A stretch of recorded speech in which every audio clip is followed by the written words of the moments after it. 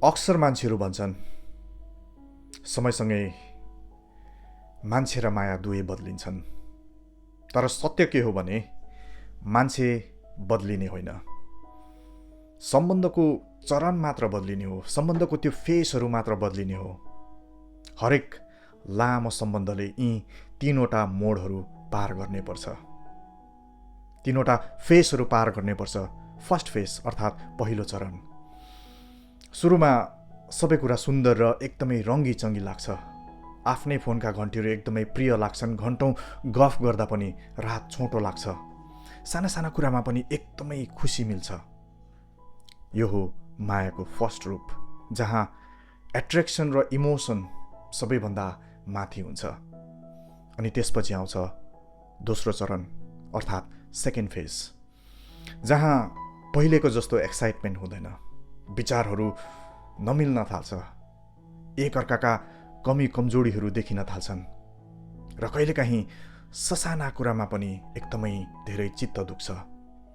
धेरैजसो सम्बन्धहरू यहीँ पुगेर अन्त्य हुन्छ, धेरैजसो मान्छेहरू यहीँ पुगेर बाटो मोड्छन्, किनकि उनीहरूलाई लाग्छ अब माया सकियो। तर वास्तवमा माया सकिएको हुँदैन, यहीँबाट त केवल परीक्षा सुरु भएको हुन्छ। त्यसपछि आउँछ थर्ड फेज अर्थात् तेस्रो चरण, जसले गाह्रो समयमा एक अर्काको हात छोड्दैनन्, उनीहरूले मात्र साँचो मायाको अर्थ बुझेको हुन्छन्।